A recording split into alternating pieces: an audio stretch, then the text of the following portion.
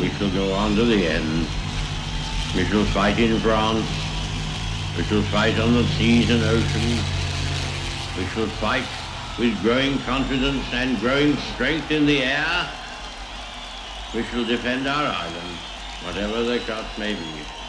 We shall fight on the beaches. We shall fight on the landing grounds. We shall fight in the fields and in the streets. We shall fight in the hills. We shall never surrender.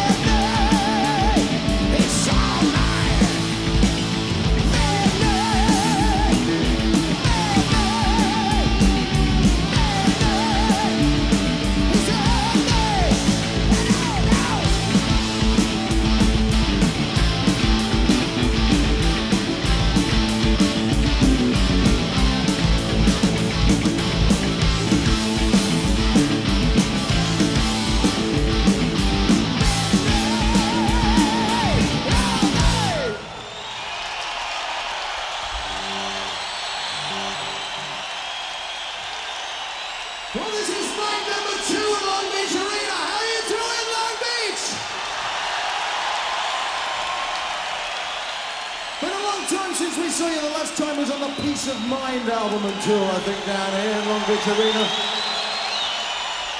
Gonna do a song for you now off that album. The song's called The Trooper! Let me see your hands in the air!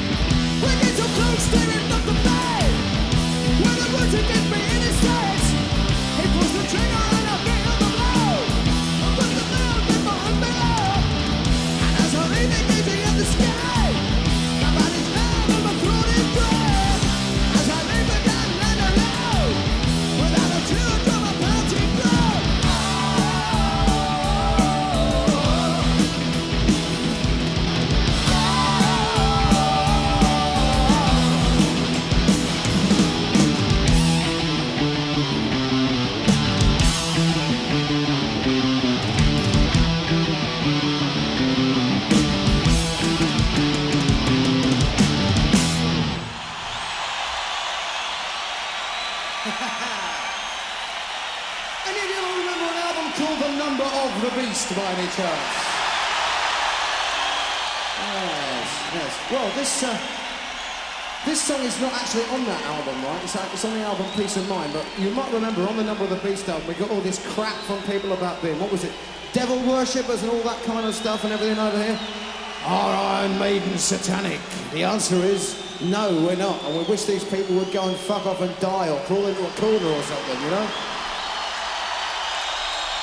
Climbing on my tits and making a nuisance of themselves. Right, here's a song of the Peace of Mind album called Revelations this round!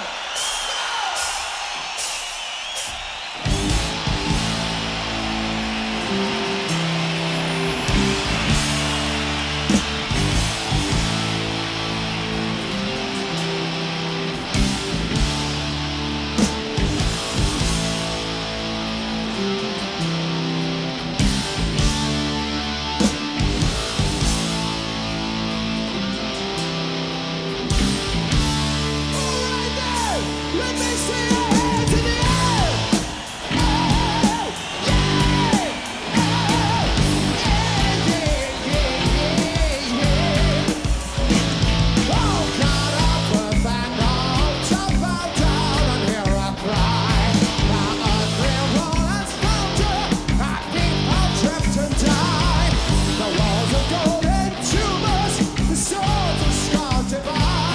Take life right from the promise.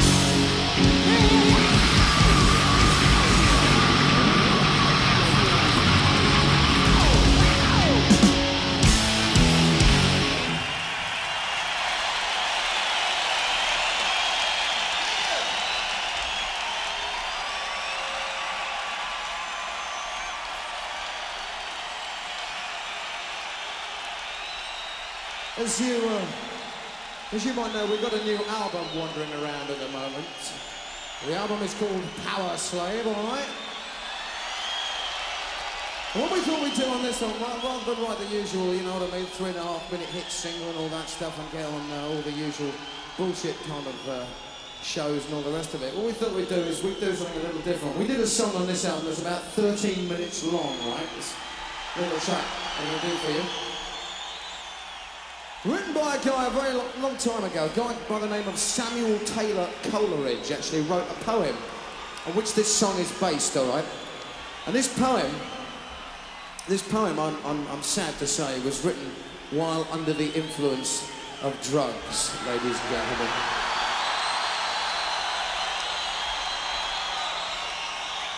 Now, we're not talking here the kind of drugs that I normally take, which is maybe the odd cup of tea or something like that, you know, before a concert or something. We're talking serious drugs. Ladies and gentlemen, we're talking about marijuana, ladies and gentlemen.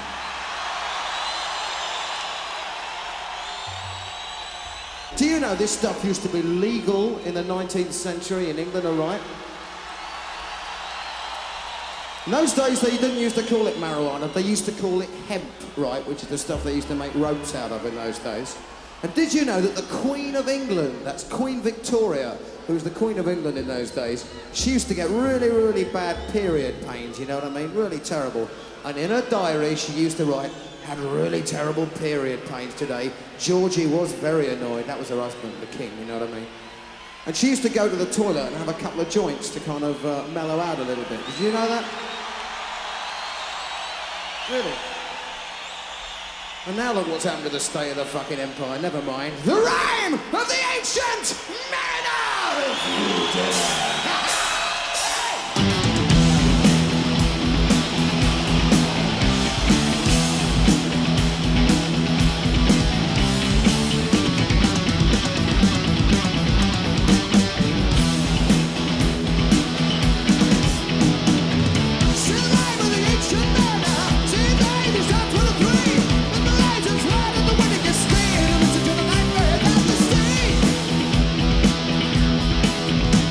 And the music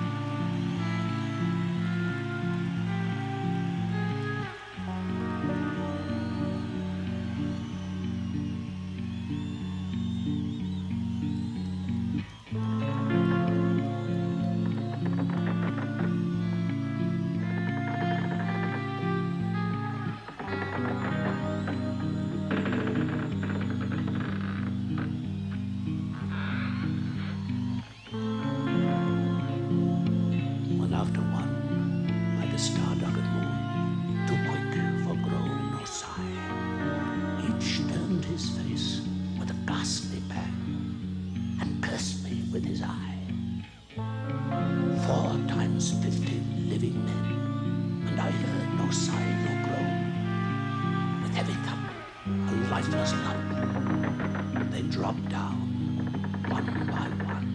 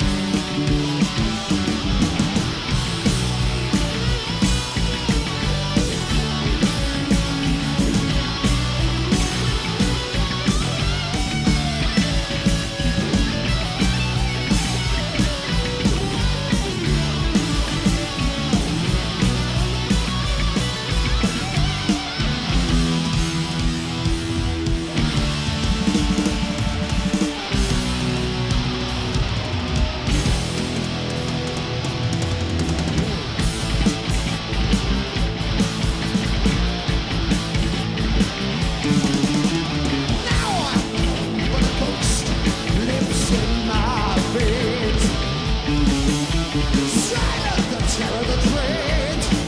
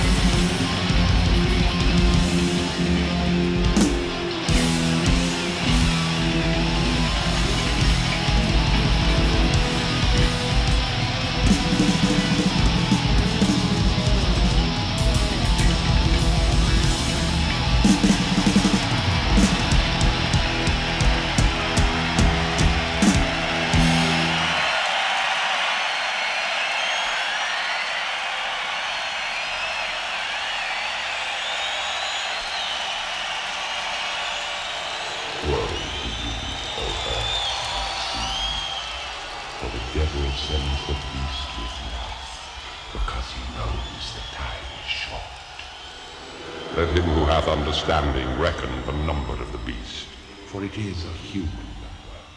Its number is 666. I left alone. My mind was blank. I needed time to think, to get the memories from my mind. What did I see? Could I believe that what I saw that night was real and not just fantasy? Just what I saw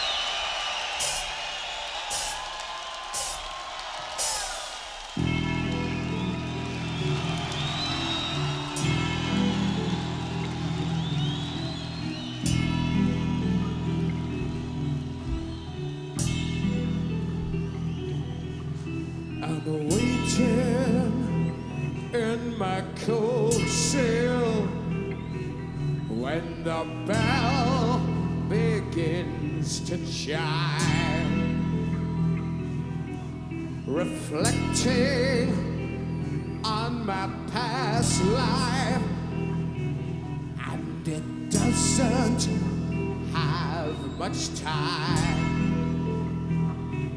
'Cause at 5 o'clock they take me to the gallows pole. Yeah,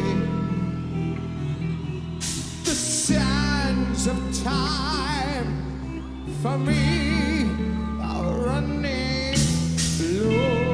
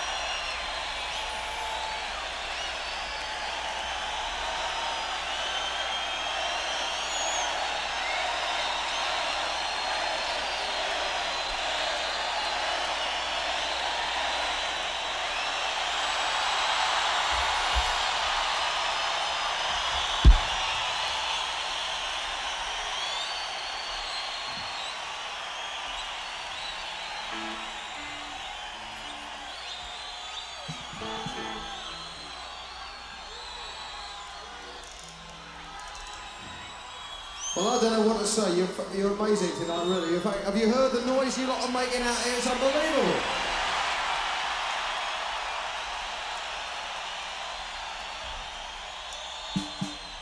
We've got Martin Birch in the back there in the truck complaining of swollen eardrums from the audience microphones, all right? So let's hear a Los Angeles cheer for the video crew at the back here. Let's hear it. Come on!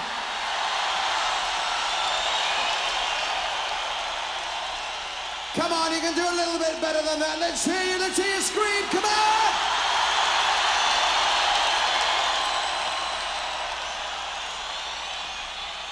On the guitar over here, will you welcome please Mr. Adrian Smith, yeah? Over here on the guitar, Mr. Dave Murray.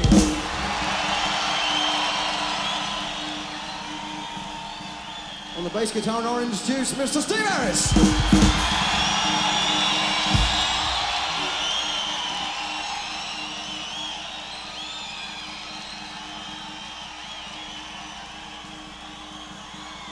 You ain't gonna believe this, what this idiot is wearing tonight. This man is the craziest person I know, all right? This is the most lunatic person I think I've ever met in my born days. On the drums, Mr. Nick Herman-Brain.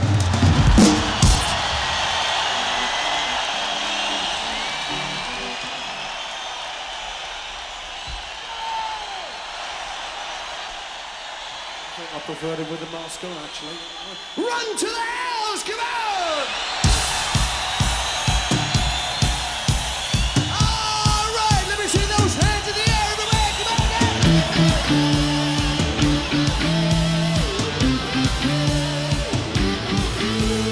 White man came across the sea, he brought us pain and misery. He killed our tribes, he killed our creed, he took our game for his own need. We made him hurt, we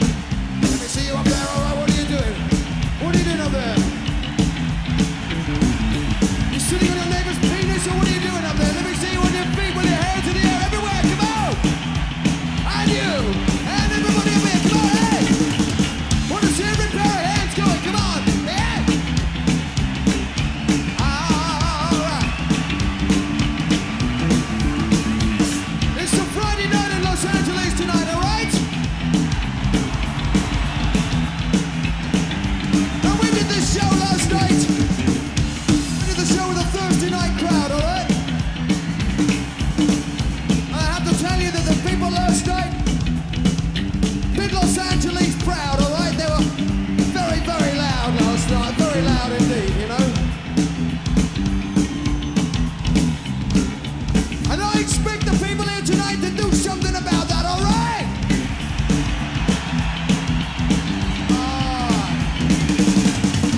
Let me tell you how we're going to do it, all right? We're going to take the audience here right the way down the middle here, all right? And that leaves us with a bunch of people over here on the right-hand side in this balcony and on the floor here, all right? I just want to hear those people on the right-hand side. I want to hear you scream real loud. Come on!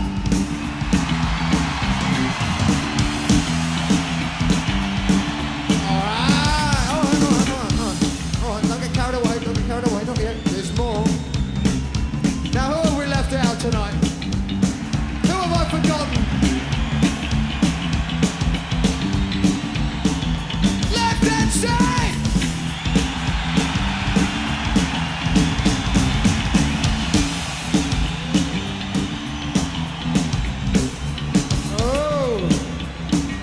Sort of been down the pub before the show. I know, yeah, I can tell you've been having a few pints, haven't you? You know what I mean? Before the show, getting off, yeah.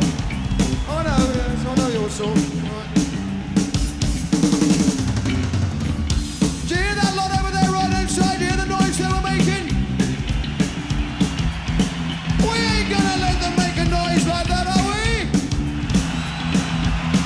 Alright, you sing this, come on. Sing it! Alright, left-hand side, you hear what you're gonna beat, alright, you hear what you're gonna beat? Come on, let me hear you now, let me hear you. Alright, sing it! Oh. They got it, I don't know what they've been taking, but whatever they're on, you should get some of it, alright, because they're fucking loud over here. Sing it! Sing it! Ah, that's better, yeah! Everybody! Yay! Yay! All right, now we got 4 more words for the right-hand side now. I'm running free, yeah! All right, I think you know what you're gonna do over here now, don't you? Yeah, you got a good idea, haven't you? I'm running free, yeah! Oh, yeah, you know what to do, you know what to do.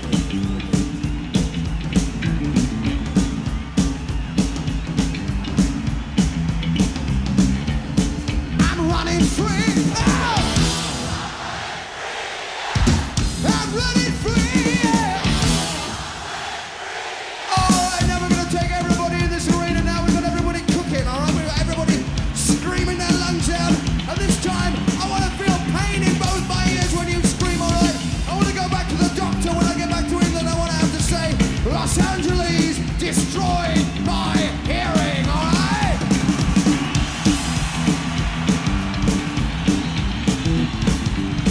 I'm running free, yeah! I'm running free, yeah! All right, Los Angeles, everybody, scream for me! I'm running free, yeah! I'm running free! I'm running free, yeah! I'm running free! I'm running free, yeah! I'm running free! I'm running free, yeah!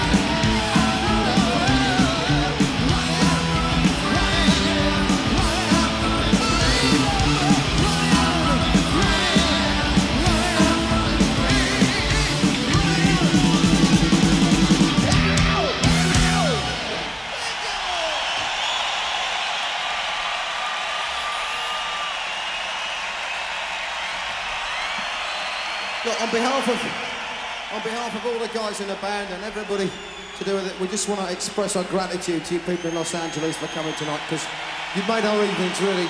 You've been a fantastic crowd tonight. Like I say, we are filming it, and you are the audience that's going to be seen around the world with Iron Maiden, all right? So you've done us proud tonight. Thank you. Really. We were doing an interview today, actually, doing this interview with this guy from his TV station. And he said, see, what do you think of the fact that your band doesn't get a lot of media attention, you know, like... You know, like some bands, you know what I mean? Like you go out and you turn on the TV and you turn on, what is it, MTV, right? And you turn on MTV and there's this band on every 5 minutes, you know? And they come and play concerts and they can't sell out a fucking toilet, all right? And yeah, on MTV they're really big stars, all right? And this guy goes, I don't understand how Iron Maiden never gets played on MTV and how loads of places don't play it on the radio around America. And yet you sell out 4 nights at Los Angeles, you know, in Long Beach Arena. I said, fuck me, what's going on? Well, I'll tell you what's going on. What's going on is that the only thing this band is bothered about is music, right? We're not bothered about selling fucking clothes. We're not about selling jeans or selling pimple cream or selling some fucking stupid product that they want to put on their radio stations and make money. I don't give a shit about music anymore after these people, all right? And you people here are the living proof that there are some people in the world who care about music more than about fucking the money in their pocket, all right? And for that, thank you, and just God bless you. You're fucking brilliant tonight. It's a song called Sanctuary! All right! Out of the winter came a walls of steel. I never killed a woman before, I never know how it feels. Oh, I know we don't got insane if you saw us all. Now I'm got to live there, sanctuary from the lie. Yeah. Well, what do you say, like me, Charina?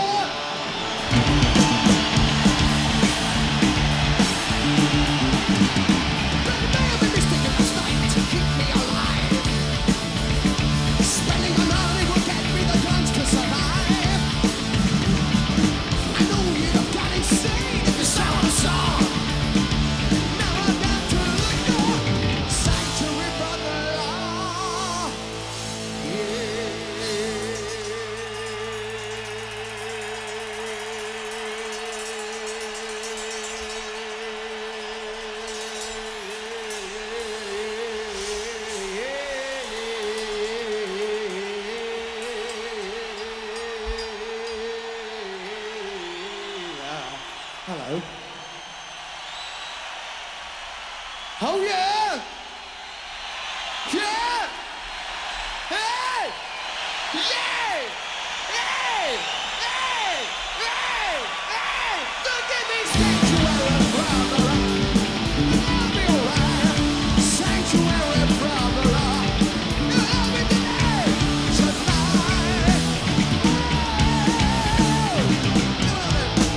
This one, all right?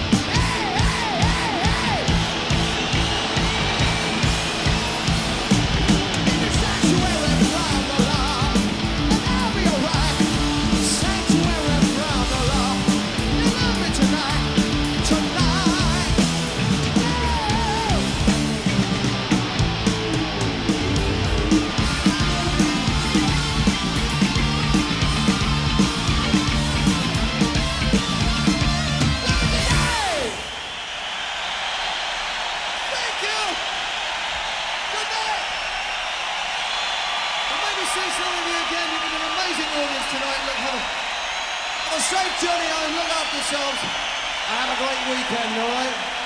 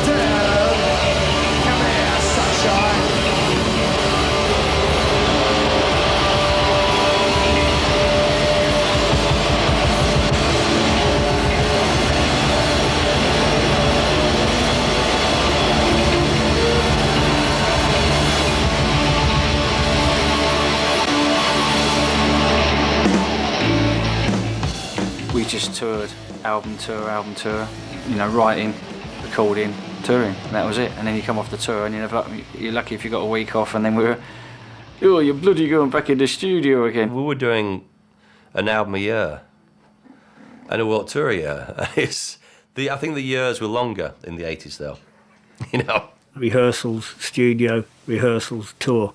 Rehearsals, studio, rehearsals, tour. 3 months in the studio, 9 months on the road, 2 weeks off for Christmas. 3 months in the studio, 9 months on the road, 2 weeks off for Christmas. I mean, even though we were young and fit and able and all that business, it was absolutely mad, really, when you look back at how many shows we did, how much recording and everything else in such a short period of time. But the thing is, when it's going well, you know, you just got to keep it going. We're young, let's go for it, you know, 24/7.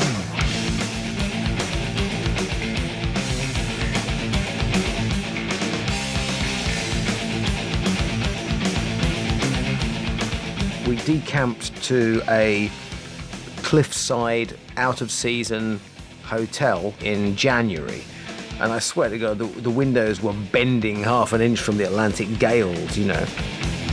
Nico phoned me up. He said, do you fancy coming to the Channel Islands for 6 weeks?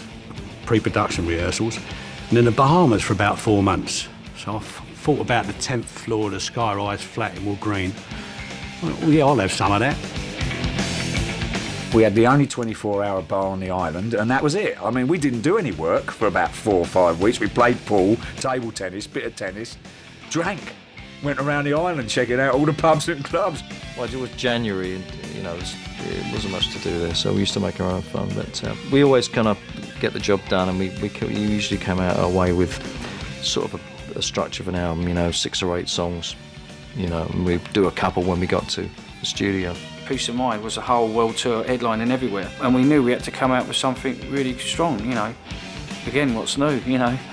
No pressure or anything. I actually enjoyed it. It's pretty cool, to be honest with you. I thought it was a great, stormy sort of, you know, place to write an album. And so the majority album was conceived and in place before we went to the Bahamas. It's a culmination of all those things, you know, the experience. You've still got that youthful enthusiasm. Everyone's starting to bring their ideas out. It was a fruitful time, you know. We'd all be in the Bahamas, the crew, the band, the artist, the producer. 8 weeks, boom, boom, and work this project out.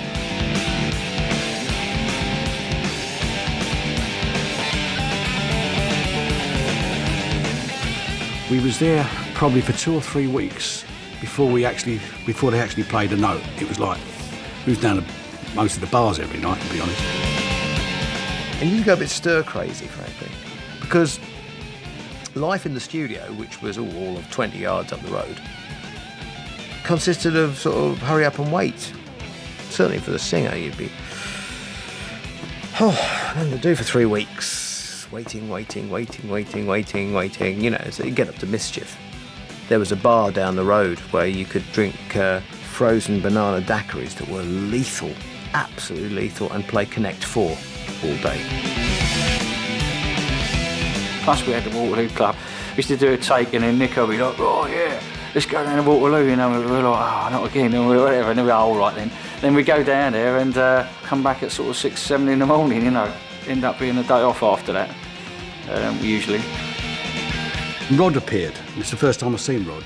And we was in this bar called the Waterloo Bar in the Bahamas. And Rod come in, introduced himself to me, went, welcome to the Iron Maiden family. And that was the first time I heard the expression. Then he said, you're round. Right.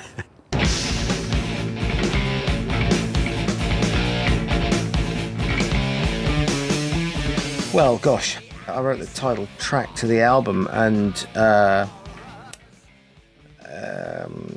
seemed like a no-brainer, and in my mind anyway, that I liked the title because it was slightly ironic, you know, in that we were kind of, you know, slaves to the power of the tour. And originally that song was like actually 3 complete different ideas, and I just said to him, look, you know, put it into one song and it'll make one fantastic song, and sure enough it turned out really well. I think Steve started writing longer stuff. Oh yeah, Run the Ancient Mariner.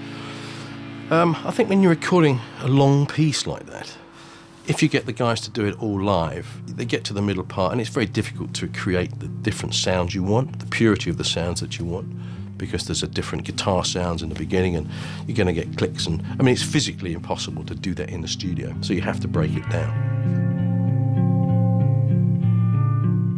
We don't time stuff when we're doing stuff, so, or when you're writing even, or whatever really, we just do it and see what it feels right.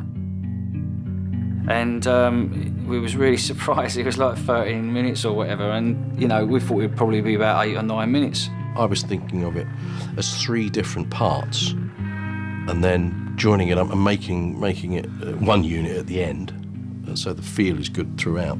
But that was the last song that we did for the album. I remember actually writing that when I was actually in an apartment in Bahamas. So it was sort of not a mad rush, but I knew that we had to get it done because, you know, it was kind of, we were getting through the songs quite quickly, a lot quicker than I thought we would. And I thought, oh no, I got to get this song finished, and you know, so it was like a bit of pressure to get it finished. But yeah, I was really pleased with the way it turned out in the end, and you know, I think it's, you know, a strong song. As he started to do that, I started to, you know, get into more rock and roll-y type stuff, 2 minutes and all that.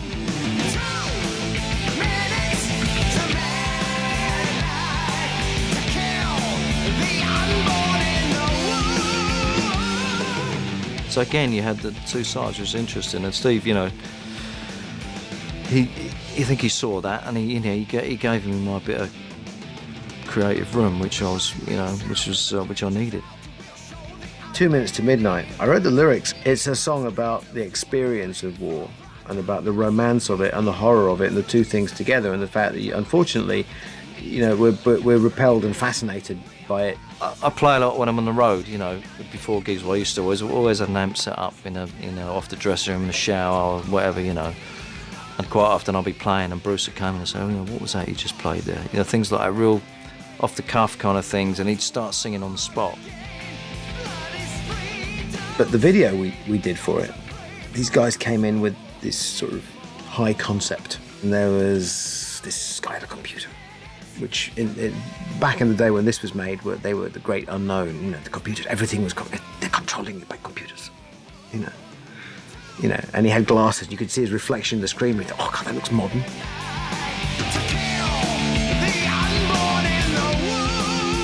They came with all these Polaroids of the locations. And one of the locations for the mercenaries is a shot of them, and they're all having a discussion in this dingy, grotty flat. The guy goes, oh, we've got this fantastic, dingy, grotty flat in this horrible, slimy East End tenement on the Isle of Dogs. You know, it's all boarded up and there's cat piss everywhere and it's just really foul and it's just perfect.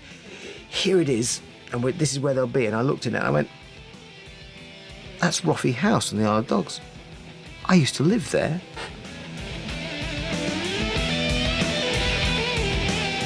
We decided to decamp the whole thing to ancient Egypt, which all rock bands seem to do in the end.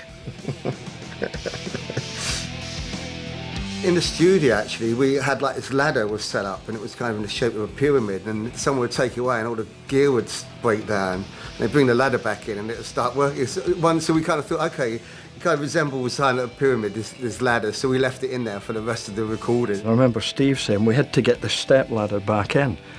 No, absolutely true. It's absolutely true. They brought the step ladder back in and it was perfect again. Yeah, the ladder. Well, I think it originated even earlier than that, when we used to have like a pyramid of Party Sevens on some of the earlier albums, and I think it probably originated from that really. And then it was the ladder, yeah. It was the triangle vibe, and I think everyone got into that. It was had a bit of a laugh with that, but no, it really came from the song Power Slave, which Bruce wrote. You never really know how big a record's going to be until you've got it out and people, either like it or they don't. But we had a good feeling. I remember really having a good time then, and even like the photos and stuff, photo sessions and stuff, you can tell we were just having a blast really. We had a very famous publicity photograph taken, which nobody believes is real. They all think it's a backdrop.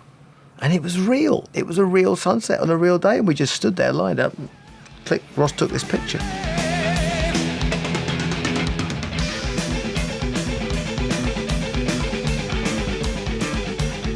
Martin was just one of the band. He was one of the band members. We worked so closely together, and it was a lot of fun as well.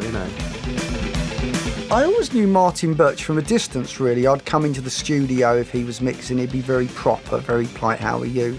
And they would always call him Marvin or something, which I never really got. Marvin kind of appeared, really, on nights off. Or if Marvin appeared, there was a night off. What I didn't know is that once he drinks, once he gets past a certain point, he changes into this other person. To the point of where he starts talking to trees and starts threatening trees. And you think I'm joking, I'm not. And we went to the Walk Loop Club, and when it was time to leave at 5 in the morning or whatever, or 6 in the morning, we couldn't find him. And we searched everywhere, and in the end we found him over the other side of this wall, just absolutely out like this. And we said he just looks like a starfish on the beach. So that was it. It was Martin Starfish Birch. Yeah, I mean, occasionally one has to let a little steam off, you know what I mean? And he once said to me, I am the captain and we are sailing of the sea of uncertainty. So after that, I sort of always gave Martin Birch a wide berth. Martin's very interesting because he nearly gave up music completely to study karate in Japan. And at that time, Bruce was the major fencing buff. He carried his tackle around with him all the time, right? And he had these fencing foils. He'd be out there practicing, and Martin B. seeing him. And everybody had a little bit much fun one night. We had karate versus fencing.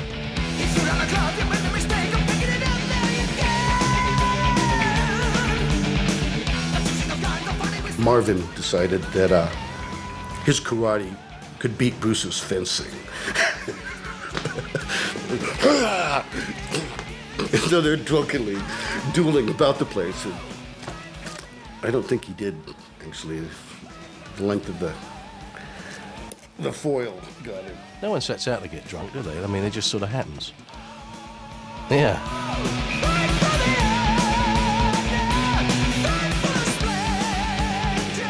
Yeah, a lot of fun, good time. And we kept fit as well. So you do a bit of running each day, or most of us, not everybody, but we all know who the unfit ones are.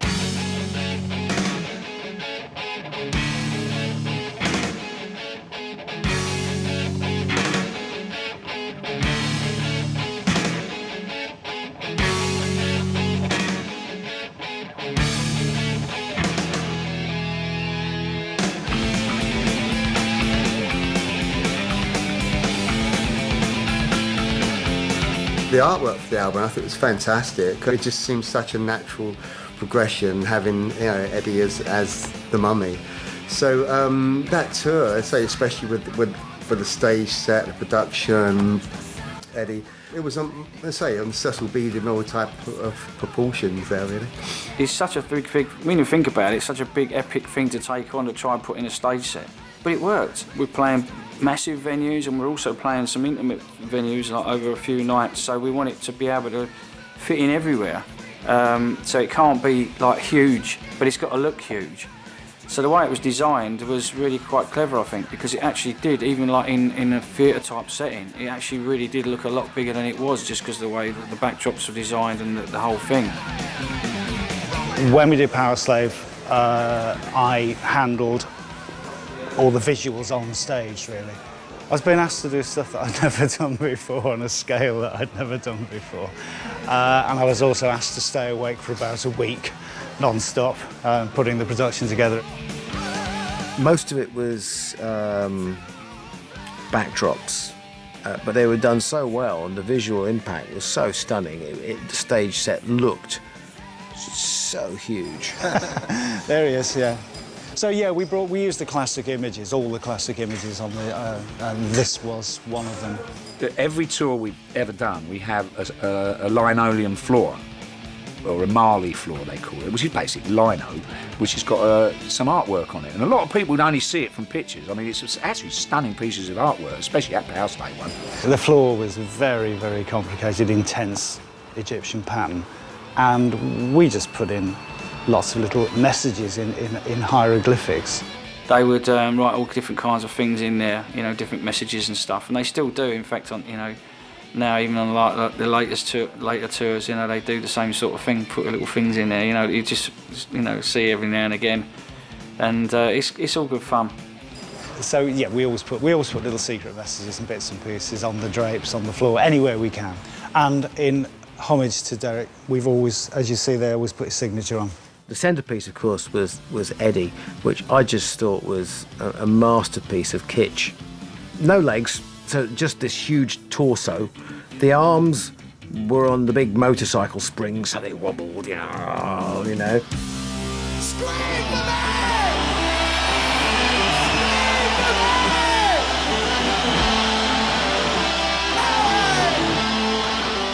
I remember the first time we pulled Eddie out, and it had split open, and out he'd come in all his splendour as a mummy, and his freaking great big arms, and they were on these springs, right? And they put him too low. And his freaking hands hit me on the top of the noggin, right? And all my cymbals had gone flying. So, hey, it's too low, put him up a bit. Can't, we got no room. We just got him in as it is. There were snakes and things coming out with little plastic rubber snakes dangling out of his mouth and things like that. And the road crew would dress it all up and everything. And it's little touches like that, makes it real and gives you confidence to go out in front of it and go, yes, I'm standing in front of a raggedy skeleton covered in bandages. Rock! Because if you don't believe it, you can't do it. The reaction was incredible. It's like, how did I do this? And the biggest question of all was, how does Eddie work? The great big Eddie at the back, and how to walk on Eddie works. Some people said he was a puppet. Is he a robot? In fact, one guy even wrote in and said, did you have someone surgically altered to play Eddie? Eddie is one of the great British rock icons, if not world rock icons. And there aren't very many, I can't even think of any artists actually, who've kept that theme all the way through and loved it, nurtured it, and made it theirs.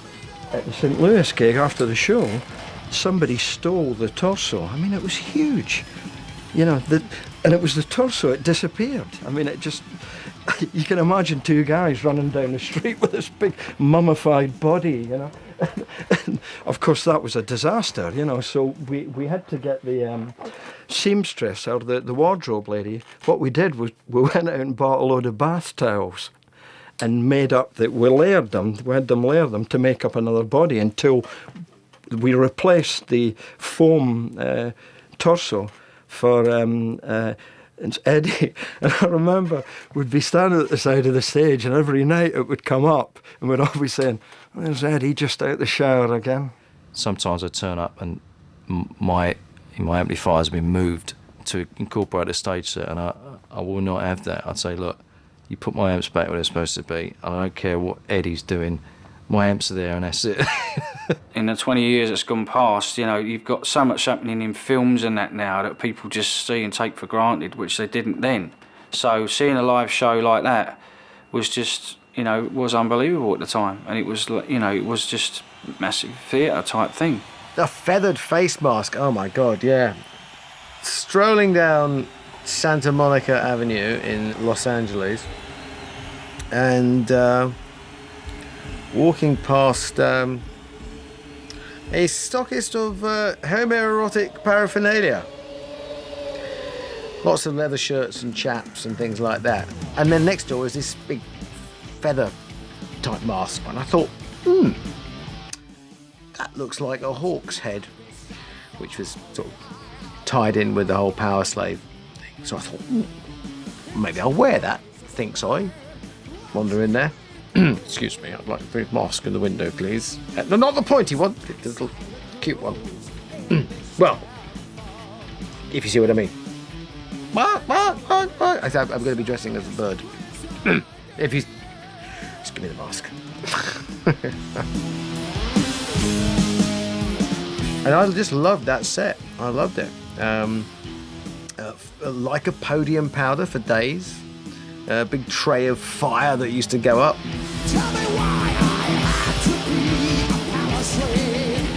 Which had to be careful if you were standing the wrong way and the wind was a little bit wobbly. I did singe my nose hairs on a few occasions.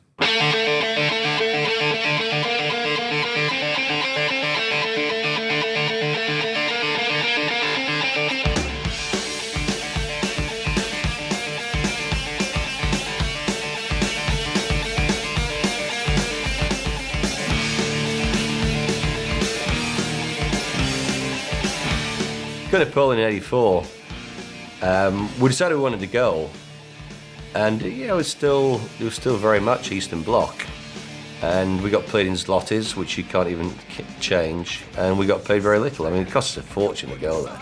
We wanted to go and play, but we thought we'd rehearse there, do the rehearsal tour, and but no one had ever taken a full production there. But I think UFO and Uriah Heep had played the Eastern Bloc before that, but they'd just gone in with just like real basic gear and everything like that. We were the first band, to my knowledge anyway, in '84 to go into places like Poland and take the full Monty, the full show that we took everywhere else. Imagine the first show you've seen in your life is Power Slave. My God, it must be a real drag after that. It's one of the most theatrical shows, rock shows ever. I mean, it was a phenomenal show. So these guys had never seen a band before, and they're into Maiden, and then they get Power Slave. They were going nuts. It was hysteria, really. It was just incredible. I mean, the reaction of the fans was just unbelievable. I'll never forget it, because it was really, quite sort of goosebump time, really, when you see that kind of reaction.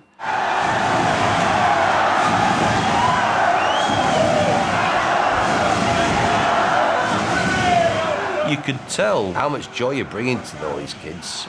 The place was packed. So we played 6 shows, I think, about 10,000 people capacities.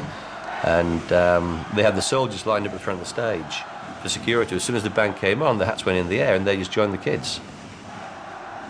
There was loads of security and cars outside with water cannon things on them, all lined up, and we thought, oh no, it looks really ominous. But in actual fact, most of the security forces or whatever, they were all fans, they were all into it. You know, they all were trying to get in the gig and, you know, throwing their hats about and stuff. And, you know, we sort of kept as many of them as we could. And we collected all this stuff in a flight case, you know, there's a hat, there's all these badges and stuff and jackets, you know, for the military, and it was all confiscated, you know, this stuff can't leave the country, it's got to stay here, which is fair enough, you know. It was a phenomenal vibe, and you just felt you're doing something, you know, in some ways you felt you're going to weaken the wall, but you were going out there, just showing people a different way. And it was very memorable, very memorable. You feel the blues, the rock. It's goddamn, it's good. I like the heavy metal, but I would like to play the heavy metal by synthesizers. You can't play heavy metal with synthesizers. We were kind of invited to go to this wedding reception, and I think the night the bride and groom, you know, Iron Maiden, do you want to get up and play? And I had a little band there. So we actually went up and played. We actually played at this Polish wedding reception, and it was great. I think we'd done like Smoke on the Water.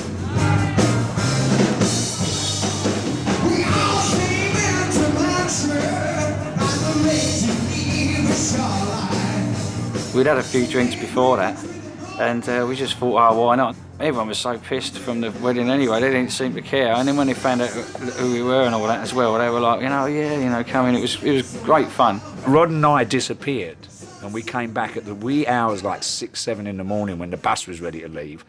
Arm round each other, singing at the top of our smoke on the water. The pair of us, weaving backwards and forwards across the road.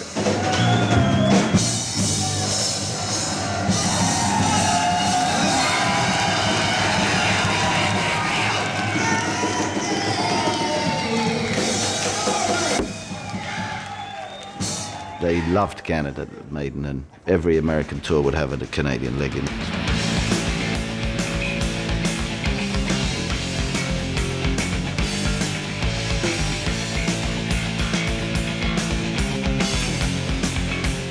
They played Canada from, I think it was December the 1st to December the 21st. And we drove from Halifax, Nova Scotia to Vancouver with like 4 days off in Regina in the Holiday Inn in blizzards. And it wasn't so much it was not fun with them, it was just miserable. It was like being in the Arctic. Whenever some record company people would come, he would line up, you know, the band would line up with them, or he'd line up with them doing this, and I'd have to take like 10 frames and give them the roll of film, so they could use it for the, you know, the local reps or whatever they wanted. So Steve Harris and I got really fed up with this. So Steve came up with the idea, well, I may have come up with it, of at the end of the roll of film, we all just took pictures of our bollocks and our dicks and like held our asses open and took pictures. Well, I gotta say, it wasn't me that did it. I didn't really do that, but I think one or two people did, yeah. I'm not going to mention names, but I think you could probably guess who they were.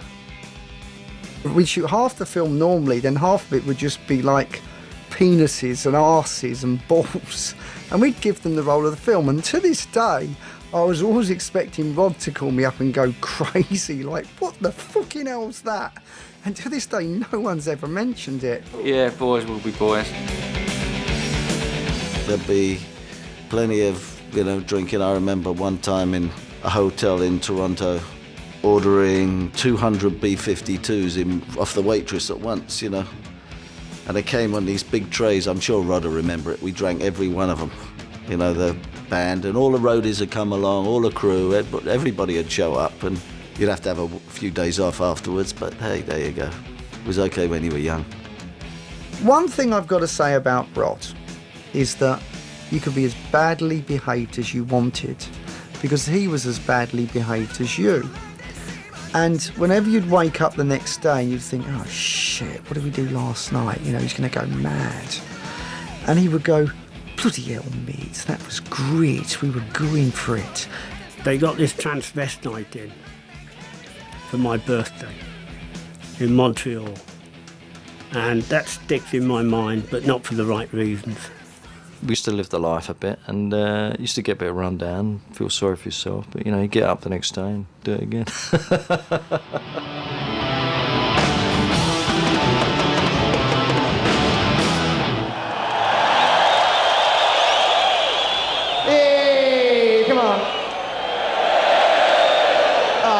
Brazil, Rio de Janeiro, yeah!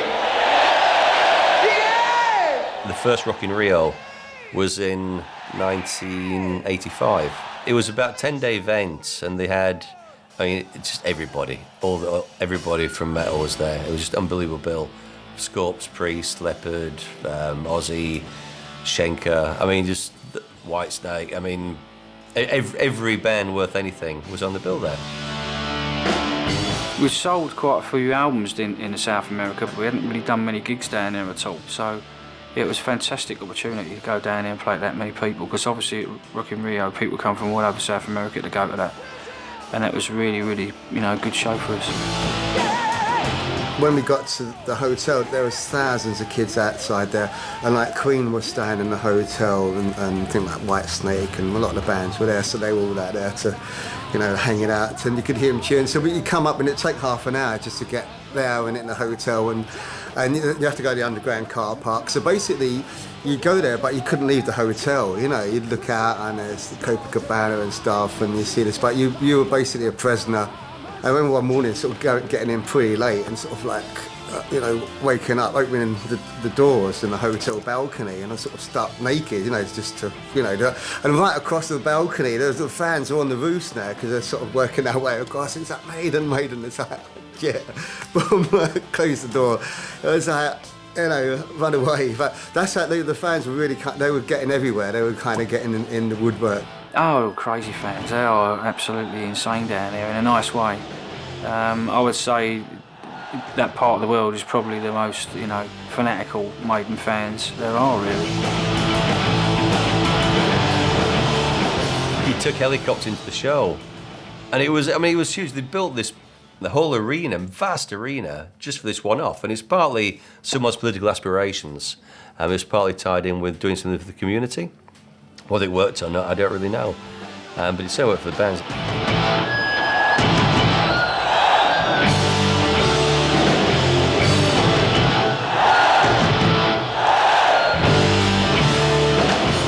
Although we went back and played Rio later, they actually put a cap on the amount of people you were allowed. Whereas when we played there with Queen, it was just, it was one of them early things where they just let, as many people in as possible or whatever, and it was like, apparently it was 300, supposedly anyway, 300,000 people there. So that still is the biggest gig we've ever played.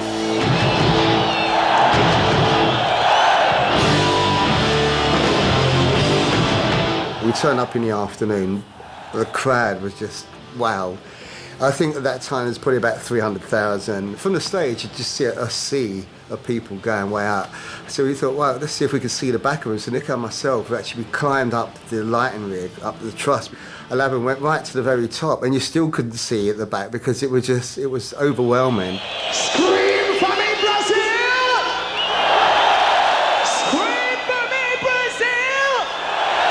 We actually went on, we were fired up. And I suppose in a way, because we weren't the headline act, we were like directly on before Queen, and I think on before us was Whitesnake and a lot of others. And so the pressure wasn't really on us, it was on Queen really, and we had a fantastic show, went down great. And it was actually really nice because after Brian May afterwards said he thought it was a fantastic show, and they thought they had to really work hard to get the crowd going over and above what we got. So that was a nice compliment. I didn't see it like that when I thought that I watched them afterwards and I thought they went down fantastic. Anyway, maybe he was just being nice, but we did go down amazingly well though. Bruce was diving around the stage as always and ran straight to Davey and split his face.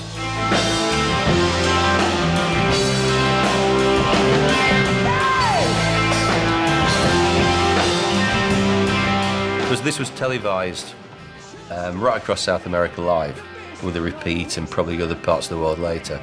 So he splits his eye and there's blood everywhere. And Nick comes around and says, "What should I do? What should I do?" He says, "Find the nearest camera."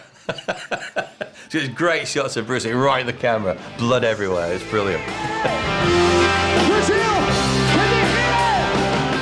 A real taste of South America, and they were just amazing, the response and reaction. It was a different kettle of fish down there, really.